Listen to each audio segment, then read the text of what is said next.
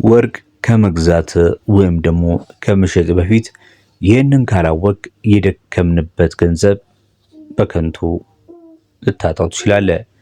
በኢትዮጵያ የወርቅ ገበያ በየቀኑ ይለዋወጣል። ነገር ግን በኢትዮጵያ ብቻ ሳይሆን በዓለም አቀፍ ደረጃም ወርቅ በጣም ነው በመቀየር ላይ የሚገኘው። ስለዚህ ትክክለኛው መረጃ መያዝ የኪሳችሁን ሰላም ስለሚያረጋግጥ ያንን አትርሱ። በዚህም ቻናል ላይ ሁልጊዜ ትክክለኛ የሆነ መረጃ እና ጥቆማዎች ይቀርባሉ። ሁሌም ስትጀምሩ ቪዲዮ ላይክ ማድረግ፣ ለቻናላችንም አዲስ ከሆናችሁ ሌላ ጊዜም እንደዚህ አይነት የጥሬ ወርቅ ዋጋም የተሰራም የወርቅ ዋጋ መረጃዎችን በስፋት ታገኛላችሁ። ሰብስክራይብ በማድረግ የደውል ምልክቷን በመጫን አብረውን ይቆዩ። ወደ መረጃችን እናልፋለን። የወቅቱ የወርቅ ዋጋ በኢትዮጵያ ምን ይመስላል? ዛሬ ይዘንላችሁ የመጣነው የአንድ ግራም ወርቅ በ18 እና በ21 ካራት መረጃው ምን ይመስላል የሚለውን አስመለክታችኋለሁ። በተለይ በዋና ዋና የወርቅ መደብሮች በፒያሳ፣ በ4 ኪሎ፣ በመገናኛ፣ በአውቶቡስ ተራ ተዘዋውረን በጠየቅናቸው መረጃዎች መሰረት ያለውን የአንድ ግራም ወርቅ ዋጋ እንደ ካራቱና እንደ መጠኑ ቢለያይም በምን ያህል በምሸጥ ላይ ይገኛል የሚለውን አሳያችኋለሁ ማለት ነው።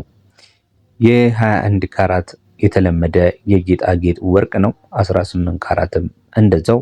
ነገር ግን ከ18 እና ከ21 ካራት በወርቅ ንጽህናው የሚያንሰው 18 ካራት ነው። ስለዚህ ከ21 ካራት የነሰ ዋጋ አለው ማለት ነው። ዋጋው እንደነገርኳችሁ መሰረት የሚያደርገው የኛን ሀገር የምንዛሪ ደረጃ ብቻ ሳይሆን በዓለም አቀፉም ገበያ ላይ በመውጣትና በመውረድ ሁኔታ ሊቀያየር ይችላል። ያንን ማስተዋወስ ይኖርባችኋል ማለት ነው። ዛሬ ዕለተ እሁድ ላይ የተለቀቀ የውጭ የወርቅ መረጃዎችም አሉ። በቻልነው መጠን የውጭዎቹንም የወርቅ ዋጋዎችን እሁድ እንዲሁም ወይም ቅዳሜ ጨምረን የምናቀርብላችሁ ይሆናል። ነገር ግን የጥሬ ወርቅ ዋጋን በሚመለከት በተለይ ዓለም አቀፉን የወርቅ ዋጋ መሰረት ባደረገ መልኩ በየቀኑ በዚህ ቻናል ላይ እንደሚለቀቅ ታውቃላችሁ። እሱን መከታተል በተለይ የተሰራውን ወርቅ ዋጋ ለማስተያየት በጣም ጠቃሚ ነው። ለምን 1 ግራም ወርቅ ለምሳሌ የተሰራው ወርቅ ዋጋ ብትፈልጉ ዕለታዊውን የሆነ የመሸጫው ዋጋ እንዲሁም ደግሞ ዲዛይኑን መሰረት ባደረገ መልኩ ከፍ ዝቅ ሊል ይችላል ማለት ነው። እና ወርቅ ስትገዙ በተቻላችሁት መጠን የወደዳችሁትን መግዛት ልክ ነው። ነገር ግን በጣም ዲዛይን ያልበዛበት ቢሆን ዋጋው ከፍተኛ እንዳይሆንባችሁ ማለት ነው። ምክንያቱም በጣም ዲዛይን ሲበዛበት በግራም በከፍተኛ ደረጃ የሚሸጥበት ቦታ አለ። እኔ ግን ዛሬ የምነግራችሁ ጥሩ ዋጋ ነው። ምክንያቱም ዛሬ አንድ ቦታ ሱቅ ላይ ሳረጋግጥ ከፍተኛ ዋጋ ነግረውኝ ነበር። ነገር ግን ያው ገበያው ፍሪ ማርኬት ስለሆነ ያው ምናልባት የወርቁም አይነት ሊሆን ይችላል። ዞሮ በአማካይ በተለያዩ ቦታዎች በአማካይ ዋጋ እነግራችኋለሁ። ነገር ግን መርሳት የሌለባችሁ ነገር የወርቅ ዋጋ ግራሙ ተመሳሳይ ሆኖ ካራቱም ተመሳሳይ ሆኖ ዋጋው ተመሳሳይ ላይሆን ይችላል። ያ ደግሞ ከወርቁ ጥራት ጋር ተያይዞ ብቻ ሳይሆን የዲዛይኑ፣ የአሰራሩ፣ የዋጋ ደረጃ ከፍና ዝቅ ሊያደርገው ይችላል። ያው ወርቁ ላይ የባለሙያው ድካም አንዳንዴ በከፍተኛ ደረጃ ዋጋ ሊወጣለት ስለሚችል ማለት ነው። የ18 ካራት እንዲሁም ደግሞ የ21 ካራት ምን ያህል ነው የሚለውን ከመንገሬ በፊት እንደተለመደው አንድ ሰው ወርቅ ሊገዛ ገበያ ሲወጣ ማድረግ ያለበትን ጥብቅ ነገር አስታውሳችሁና ወደ መረጃው እናልፋለን። ምክንያቱም ወርቅን ስትገዙ መረጃ ሳይኖራችሁ ይህንን ቅድመ ጥንቃቄ ሳታሟሉ ወርቅ ለመግዛት ገባችሁ ማለት ምናልባት የእናንተን ማስተዋል እንዲሁም ደግሞ ሳይኮሎጂያችሁን ልትነጠቁ ትችላላችሁ።